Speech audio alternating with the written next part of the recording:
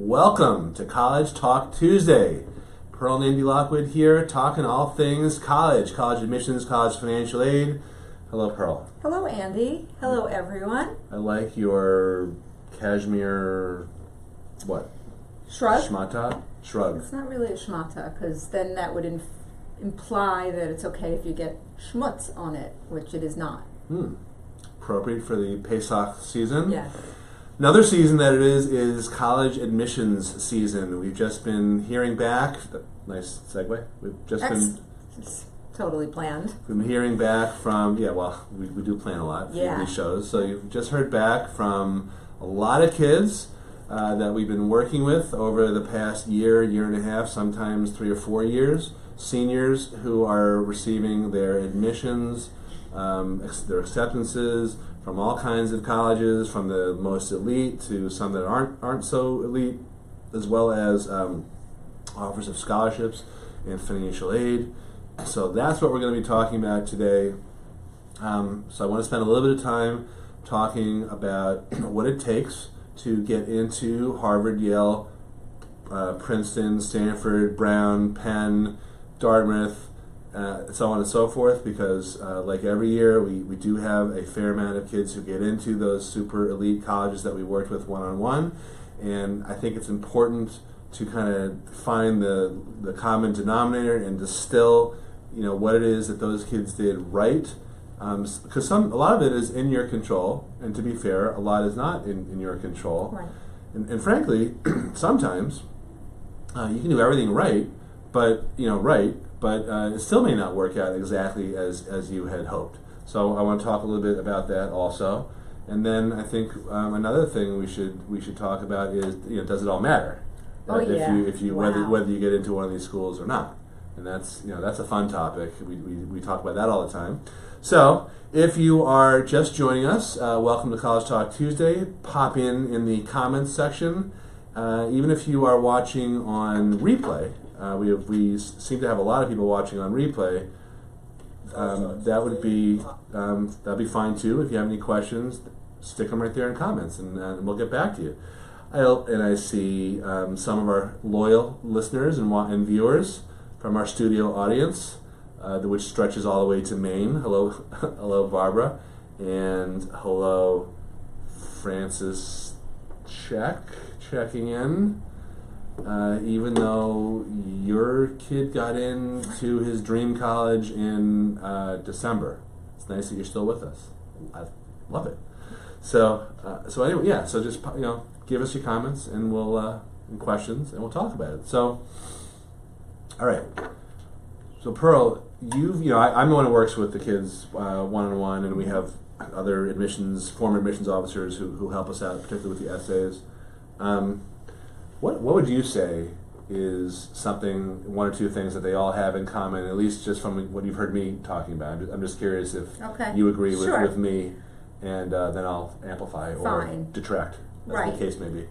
And honestly, momentarily, I'm putting grades and scores aside. My first reaction to you when you say that is coachability. Kids who literally garbage in, garbage out. If you tell them 1 through 10, they comply, and as asked, 1 through 10. That's my first reaction. They follow the instructions. They follow your directions. There's each kid needs different directions, and each student's scenario is different. But what I notice as a common thread, if you give out advice to everyone and this population of kids takes your advice, you can usually point back at this time of year and say, you said it to me a million times during coffee. We have coffee every morning together. We recap, and he'll say, this one just got into Wharton, this one just got into whatever, this school, Yale, Princeton, and Harvard, the trifecta. And you would always shortly thereafter say, this kid did everything I said. This kid literally took everything I said and worked his butt off and implemented everything I told him to do. That's what I notice. Yeah. And probably add to it that when you asked me the question, and no, we did not discuss this beforehand. That was my gut reaction. Yeah, I put her on the spot. Yeah. But it was well, obvious. Yeah, and and it really was. I think in contrast, and so I'm very so this again, this is an informational type of show. We're not. This is not.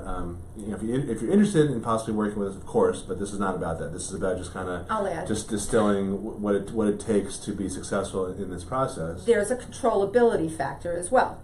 Those kids, so those students who have worked with you longer and have been honestly to the betterment of time ahead of planning the body of work that's judged. When you get into that process, I have found, and there's ultimately more control over that process and the body of work that's judged. So you're talking about like 9th or 10th grade instead of instead of 12th right grade. Instead of, I mean, there's some things we can effectuate at 11th going into 12th, but at that point certain things are just by time underway at that point. And I'm not even just talking about grades and scores.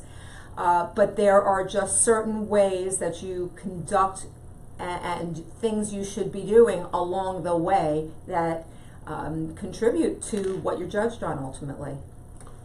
We're looking a little blurry on our. I don't know if that's the camera or. Well, what the is. hell? It's a little foggy. Yeah, this is like this is a little. Maybe I look less wrinkly as I grow older. Yeah, it's a soft glow. I love it. I, on the other hand, seem to be in Fabulous. focus. I think it's our camera.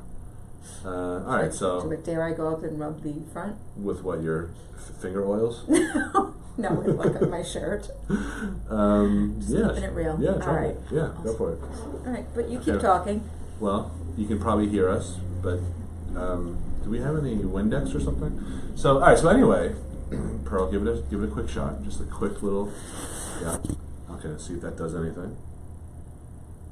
Come back. So it's kind of shaky. Good.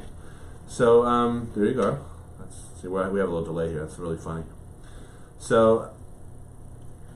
And then in contrast, I think we have a couple of people each year who looks about the same, who kind of come back with results that weren't quite what they were hoping for, and they say, what happened, and I can think of one family in particular. Of course, we're not going to name names, but just from the get-go, everything that we suggested, can you please open this email and schedule a time? Well, how do I do that? Can you please? And then they just didn't do anything. And then here, let's have we're having a boot camp. Come on in. Oh, I'm sorry, something came up at the last minute. I couldn't make it. That type of thing. Right. So the point is that if you're going to try to do this on your own, this whole process of applying to college and getting in and all that stuff, great. But you have to start it earlier than you probably think, and you have to take it seriously, almost like it's a job. It's a two-way street, because we can't get anyone into a college because we don't take their tests. We get all kinds of comments from people like, "Thank you so much for your help. I couldn't have done it without you." And I'm kind of like, not in an insecure way, but I'm thinking in the background like, we didn't get you in. You got yourself in, but we certainly helped. We helped you focus on maybe tweaking one or two things. Mm-hmm. So being coachable, like you said, is very important if you're going to work with us or someone like us. But even if you're not, the same, what you have to do is kind of look at yourself objectively and think, okay, so my kid looks a lot very similar on paper to a lot of other kids who are competing for a finite amount of spots. And something we saw this year was we saw a big uptick in applications going into a lot of schools, like not just Ivies. Well, again, next year, of course, for sure. Again, but not just Villanova, but also. Actually, I haven't seen stats for Villanova this year, but I have heard about applications to Northeastern being way up, like an extra 20,000 compared to last year, which I don't know if that's really true. American University, big uptick.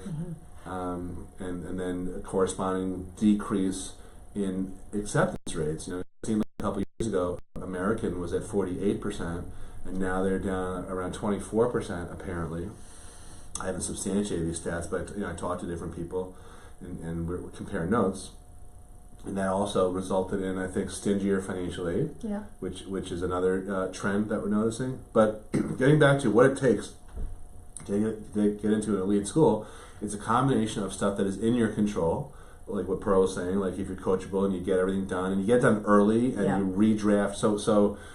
We had one guy who ended up getting in off the wait list to one of the hardest business schools in the country to get into.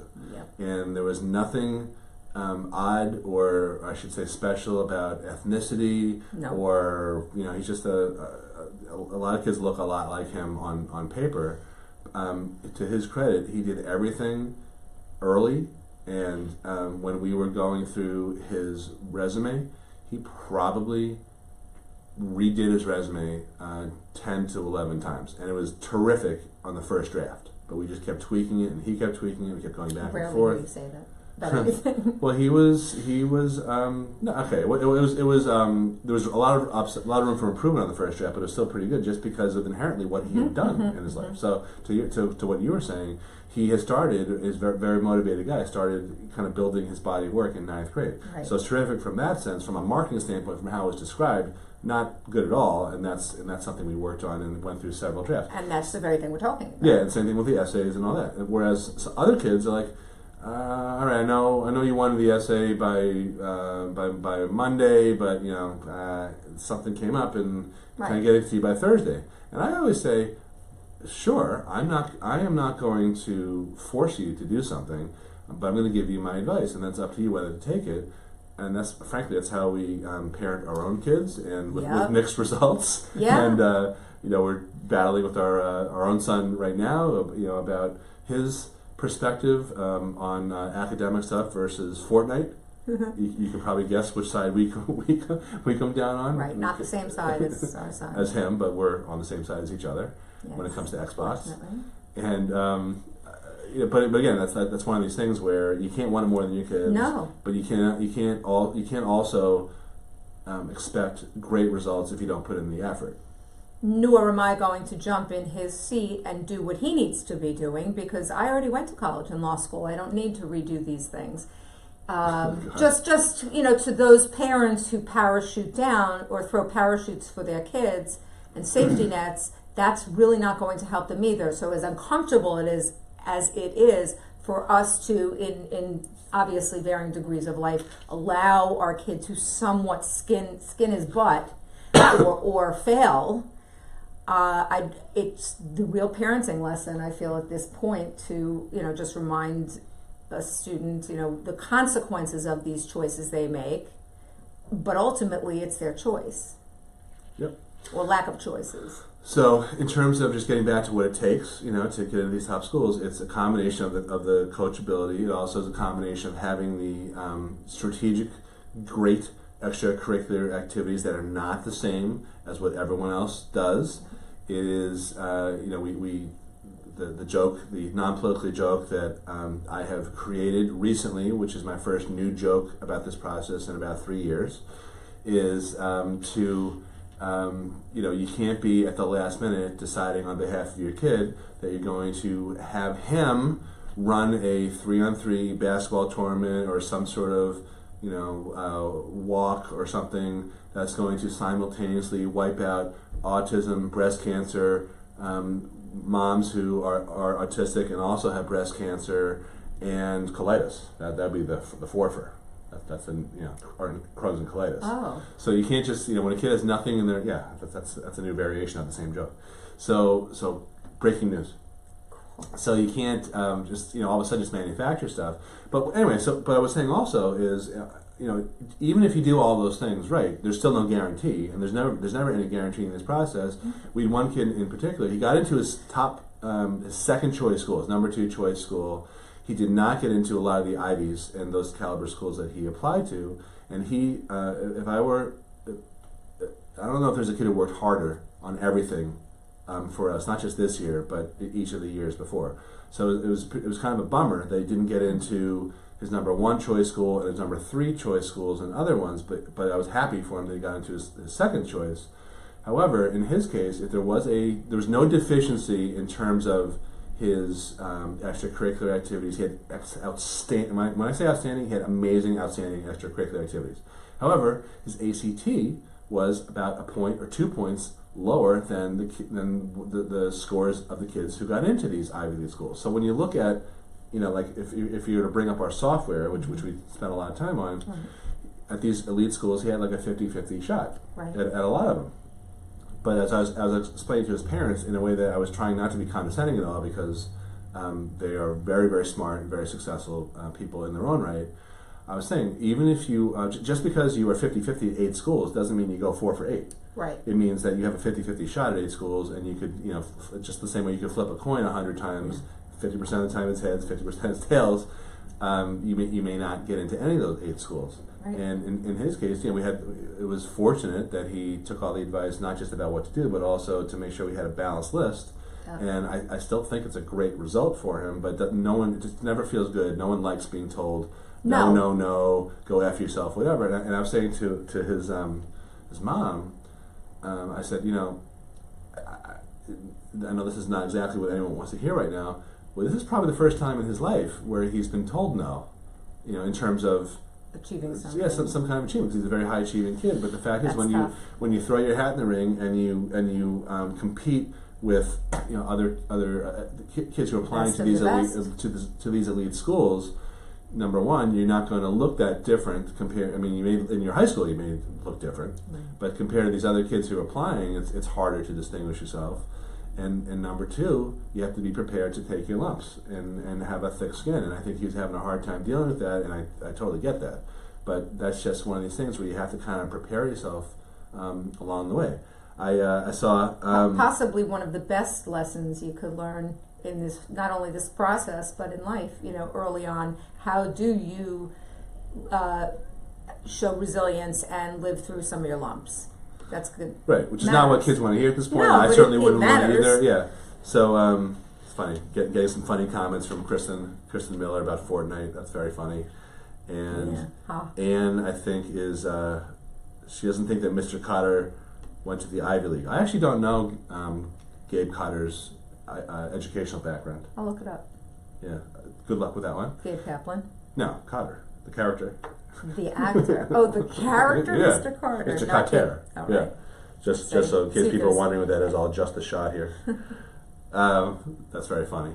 So I don't know if she's actually listening. I'm going to see her a little bit later today. I'm going to brag about Patty, who just joined, because she has a son who is one of these off-the-charts kids who academically and has amazing extracurriculars, and he's kind of a interesting intellectual, quirky kind of. I think that's the understatement of the century. And initially, he did not get into his top super elite choice school, which he was like, I don't think I'm going to get in either. I was like, it's not crazy if you get in there. It's not because you can do the work or not. It's about who else is applying. And then what happened was he got into like 3 Ivies and 1 super elite, little Ivy, and he has a lot of good choices. And by the way, his awards, I don't know if you saw those. She sent them in. They're like ridiculous. Yeah. So I mean, really great. So and he did all his work. He deserves it. He's just one of those kids. And he worked hard. He wrote and rewrote and rewrote and rewrote, and you get the point. And that's what it takes. In addition to being a top kid, both in terms of academics and extracurriculars. So very it's cool. It's cool when we hear from kids and parents. So okay, I think I told you this. So here's something funny. So I got this email. I should almost read it. I don't have it in front of me. I printed it out. It's in the other room. From a client of ours named Daniel, and he said, "Hey, I just want to let you know. I just want to update you on my acceptances. I got into the Honors College at Hofstra. I got into the Honors Program at Rensselaer or something, and Harvard, Yale, Princeton. Those like the rest of is like burying the lead. He's like, and you got into Harvard, Yale, Princeton, and it was like every Ivy that he applied to. Yeah. So and again, same type of thing. He was a little slow in the beginning in terms of getting his stuff done. His mom was really, really incredibly stressed out, but he had created an amazing body of work, off the charts in terms of all the stuff he did in honors and awards. He was a great student, but not A's across the board. He had other advantages that I won't get into that you can't really control in terms of ethnic background. But he would not have had the success he had if he didn't demonstrate that he was the type of student that was very desirable to a student, which means ultra involved and very motivated. So again, did his work, did everything that he was asked to do, stressed his mom out. I don't know if you remember, she came all the way up from this. She was so stressed out about it, but he was doing his work anyway. It wasn't like she had to force him to do it. Right. Just she wanted him to do it earlier. That was the difference. So anyway, all right. So that's so there's no real secrets. There's no magic wand or anything like that. It's like the stars have to align in terms of getting all your stuff done early and often. I was explaining to a parent of twin juniors whose kids are going to be gunning for these super elite schools also. I was explaining this. She said, "Wow, what'd you tell kids over the summer last year?" Because she knows some of the kids who ran the table, got into all these crazy schools. And this is exactly what I said. I was like, "Listen, your kids are unbelievable in terms of their academics and scores, and one's like a near Olympic caliber athlete in a certain funny sport." But I said, it's really about school ends in June. We're going to start drafting that essay, or at least thinking about it at the end of June, beginning of July. We're going to put that essay to bed in July. And then in August, we're going to turn to all the other essays. And once the actual common application comes out, and so on and so on. And that's, I said, this is what's going to happen. And that's, if they do that, then follow they're the going timeline. to get everything in early. So that's really, I wish there was a secret, but it's really just getting your what done early and often. and not leaving not exposing any weaknesses or chinks in the armor. So sometimes I have these conversations with kids about when they're juniors or when they're sophomores about I'm thinking about taking honors English next year instead of AP. What do you think? And my answer is, the answer is it depends. If you see yourself, if you are gunning for a super elite college and you don't take an AP when you have the opportunity to take one, that is worse than if you were applying to a high school that didn't offer as many APs and you maxed out those. So that's why it's astounding when we, I don't know if that's the right word, but that's why it's kind of an unusual sort of emotional thing when parents tell me we haven't met with our guidance counselor yet in it's junior year, and we get these comments from parents of parochial schools where they're paying tuition for this, and they'll say, they're finishing up with seniors right now. I can't even get in to see them. They're not getting the advice they need if they're gunning for these super elite schools. That's advice that you need as early as 9th grade and 10th grade. Mm-hmm. By the way, I don't think every kid's ready in 9th and 10th grade to take this advice. I had that conversation with a lot of people too. I'm happy to talk to you about it. Bring your kid in. Let's talk about it, because if they're not ready, I don't want to waste your money. I don't want to be pounding a square peg into a round hole. Every year we have like 1 or 2 kids like that slip by me. I'm always really mad at myself for letting that happen. But that's part of it too. I mean, you have to be. That's what you said in the beginning. You have to be coachable. Yeah, to be coachable. Yeah. Okay. Yeah. So, all right. So, before we wrap up here, let me see if there's any comments. So, all right. So, what about the teaser I gave in terms of, do you think it's even worth, or does it really matter if you go to an Ivy or not? Pearl, very, very Miss Ivy League, Cornell herself. Very, very loaded question, and my short answer is, never give short answers, do I? Short for you, it's relative. It depends. Depends on what you are aspiring to do in life, and and again, it depends within that. If you are seeking to ultimately go to medical school or law school or another very, very competitive graduate school, and let's just say, for example, you clawed your way into one of these such Ivies, maybe off the wait list, or sometimes, or for a spring or a next year admit, or something that wasn't exactly you were shooing here, and this is 100% where you belong. if you want to go to grad school and that's your scenario, I'm not sure that picking that hardest undergrad where you need to score at like a 3.75 or more from whatever undergraduate if you want to be in the running and competitive for that kind of graduate program. GPA and LSAT and your or MCAT, whatever. Yeah, GRE. But from that forward-looking standpoint, I don't know if choosing the hardest school you got into is necessarily going to inure to your benefit when you're trying to compete. Which is usually the most expensive. Usually, right, because it goes hand in hand with, frankly speaking, how attractive you are or not to be included in their student body. With a little bit of Murphy's Law. Yep, exact, fine. But that should also, how much, let's say, at a school that offers merit money, that is giving you merit money, if they're not giving you merit money and other people have, that should give you some indication as to where you fall in that school population grade-wise. And you don't want to set up a kid to fail either. I mean, we see that a lot too. Like kids strive to get into a crazy competitive school, and they get there and they get the first C of their lives, and they want to kill themselves. Correct.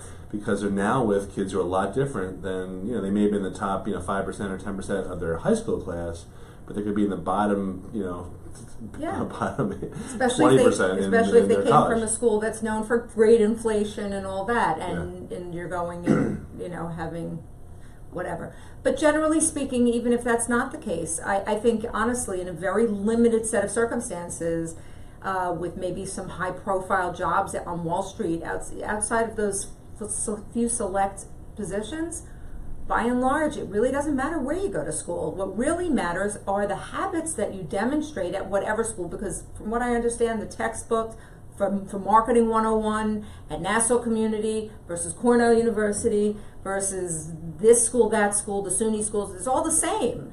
Who are we? Was this a conversation we were having with your cousin? Well, you mean who owns the textbook company or something like that? Was that you? Okay, so all these conversations blend in, but the gist of it is that through secondhand, we heard the story about someone who had a very successful, not just college, but college textbook business, and she would sell to all the Ivy League colleges, as well as all of the regular colleges, and she was selling the same textbooks to each set of schools. Right. She knew the president of the Ivy League colleges, and she knew the president of the community colleges. Yep.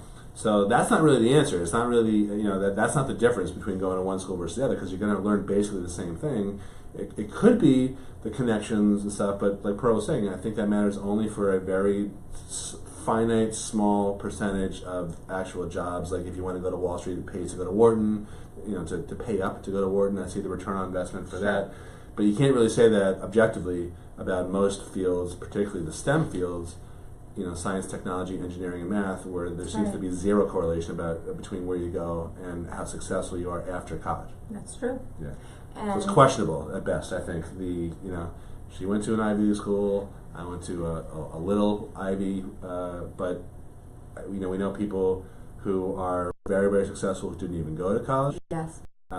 We know, just from you see everyone's tax returns, yes. You see everyone's bank statements. There's no correlation with where people went to undergraduate and what kind of living they make or what kind of success they have amassed at this point. Yep. Right. We're renting from a guy. I'm not even sure. I have to ask him actually if he, our new office here. I'm not even sure if my landlord even went to college, because he's got a very blue collar type of business. But he owns a bunch of properties, and we were here with your cousin this weekend, and she saw the car he was driving. She said, "Oh, that's $120,000." I was like, "Okay," because I have no idea. But it's funny. It's funny how we chase after something, and then sometimes when you get it, you're like, "Oh, now what?" Right. Yeah. Now what? Isn't it supposed to be different? Yeah. Yep. Yeah. It's hilarious to me. It is. Yeah. So, okay, life lesson Not over. where you start, where you finish. Yeah, nice one. Okay, so we got some kind of grunt from Joanna Spaz-Giddin. Anne's agreeing with us. And, wait, Joanna, are you saying UGG because it doesn't matter where you go to college? Okay. I don't know.